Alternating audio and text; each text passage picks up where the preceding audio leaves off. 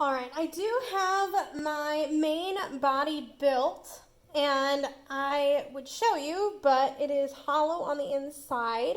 So I have made a big pinch pot, and then I just use a paddle to kind of start shaping it to what I want. So this is my bunny inside a seashell. And you can use a paddle to kind of start to shape it. This is what it looks like all the way around. And then I have kind of the connection here where his ears will go. And I am going to start putting on legs. So my first part, once I've got this main body built, is to put on the legs. Now my sculpture is kind of heavy, so he's going to be laying down, and if you're feeling like your sculpture is getting really heavy, or you're like, I don't know if I'm going to be able to put legs that are standing up, or if it doesn't fit, right, then you're going to start having your animal lay down. So underneath, I'll pick this up, it's all smoothed out, still all my pinch pot, it's nice and closed. I'll put a hole in it later, but I'm ready to start kind of putting feet on. And I'm going to put these feet with kind of a brace underneath.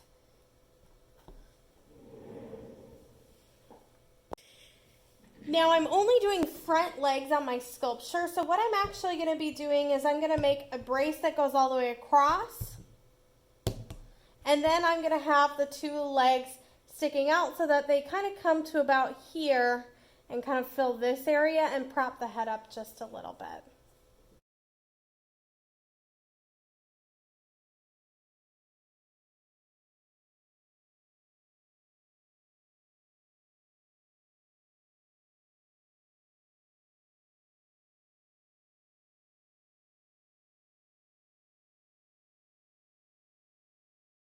You're going to notice that what I did was I made one big coil, and my legs I'm going to cut from the same coil. So if you're making 4 legs, I would make 2 coils of similar sizes. And then you're going to cut them in half. Here's one leg and here's my other one. If I were going to work on a foot coming, if it were standing up, I would actually need to build a foot. So here's kind of where I would start, and I'm going to start with just some wedged clay. And my foot needs to be flat on the bottom.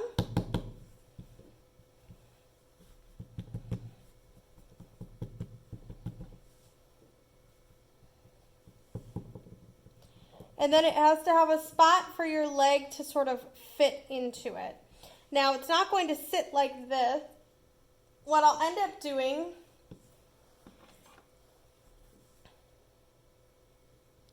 is I'm going to slip and score really well. Now remember that most animals' legs have 3 joints, just like your legs, so they have a bend in them. So here would be my foot if I'm starting to stand up, and this would just be kind of that first joint. And if it's too skinny and you need some space to kind of make it thicker, just patting down your clay a little bit should make it a little bit thicker. So this would be kind of my first joint, and then I need my knee joint to work. Now my knee joint is going to be a little bit thicker, and that's where it would attach to the body.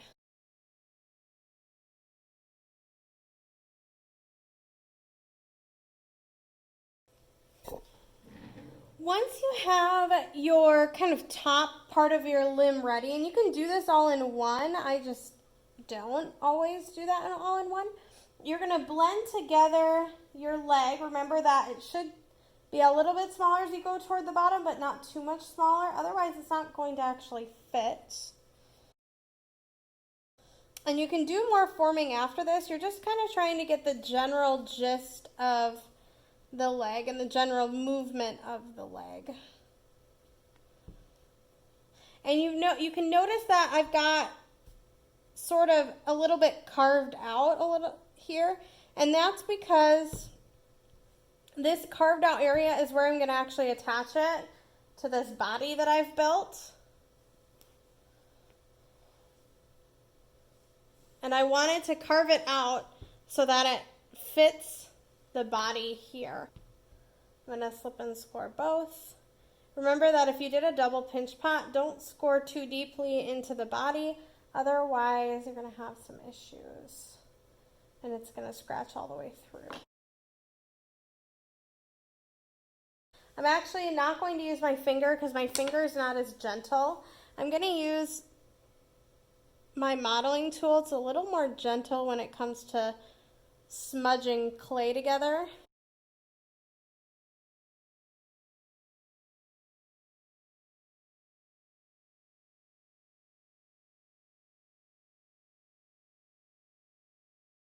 And I can keep shaping it and keep working with it. What I encourage you to do is find a picture of what you're going for of your animal and start to actually look at that and use that to kind of guide you on where things need to be and how big. And then once you've got one leg on, you're going to actually probably store it on that one leg to start out until you get your other legs on. And you're probably going to need to use some paper towel or something, or plastic bags inside a bowl to kind of store him at this point, because he's going to be a little bit fragile. So you want to store them, make sure that they stand up as you're going along, and you'll want to store it nicely so that you're not constantly messing with it, and it's not as likely to break. As for my laying down creature, I'm creating a little bit of a post for my 2 feet. So I want my 2 feet to kind of stick out here. So what I'm going to do, what I've made is this sort of stilt, and this part's going to be slipped and scored to the bottom of the body, while these 2 parts are going to be slipped and scored on here. So then this whole piece will go underneath the body, and I'll slip and score them there so that they're all attached.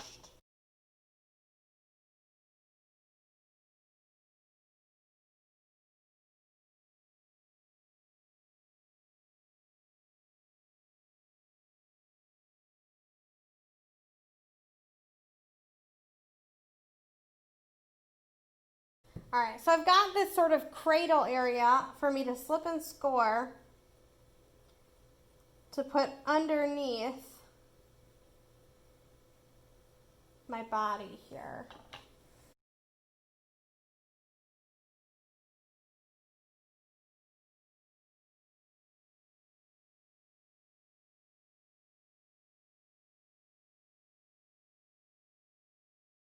All right, now I need to blend them together. I still want to be able to see the difference between the head and the legs, so I'm not blending it too much, just enough. And you're going to notice that I did have a little bit too long of legs, and that's okay. I'd rather have them too long than too short, because now I get to trim them down. So it doesn't have to be exactly what it's going to look like when it's finished. You're just trying to sort of get the main forms in there, and you're going to be able to do a lot more sculpting once it's finished. I can go ahead and kind of position its legs now, and I want my bunny's feet to be a little bit shorter.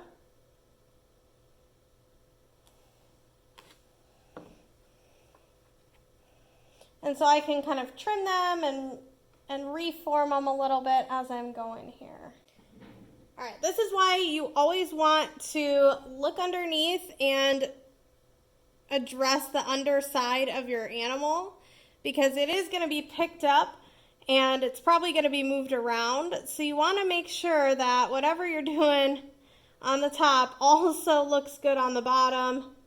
Now I want to let him, once I put his legs on, I want to let him sit for a little bit before I do much else. During this time, while he's kind of sitting, getting used to having legs, what I'm going to be doing is I'm going to be building some other extremities.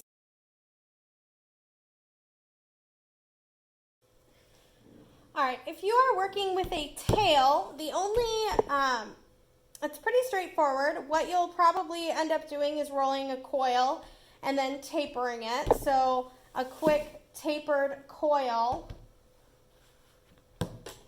is just going to be making sure that you have a good thicker spot at the end, and then putting more pressure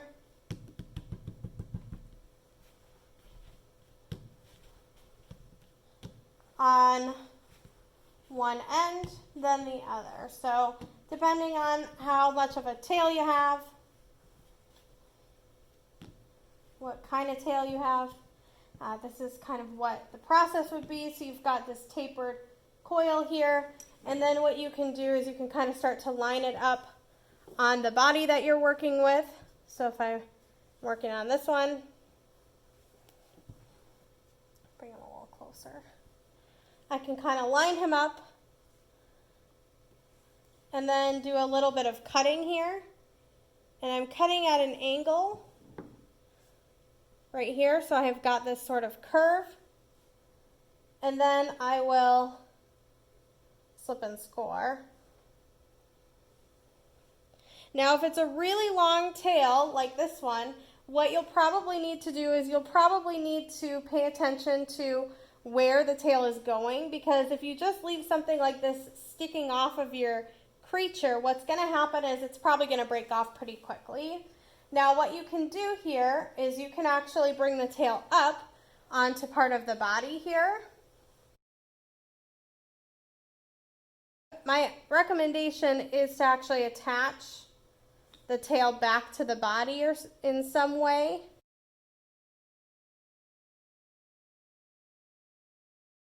If you have a short tail, you don't have to worry about reattaching it to the body.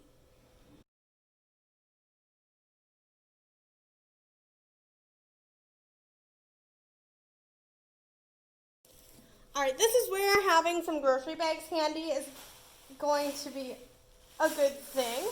So if you're putting wings on or any other thinner armature, you're going to want to have some sort of padding and like prop underneath, at least until your stuff is dry. And this way you can actually do some more shaping around it.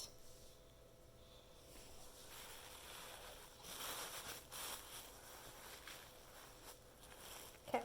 Now what I'm going to do is I'm going to slip and score this to the body.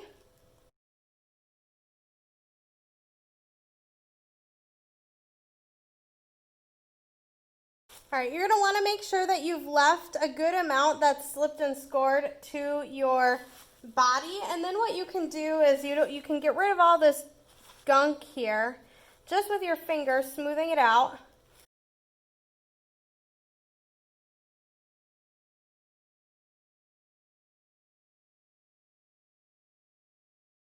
And then most things that you're going to be putting on the body of your creature follow the same principle. It should get lighter as it comes off the body, and it should be a little bit thicker and have more area to be slipped and scored onto the body where it touches the body. So you're going to want to make sure that you've got enough here to kind of sustain the wing and hold it up at least until it's dry.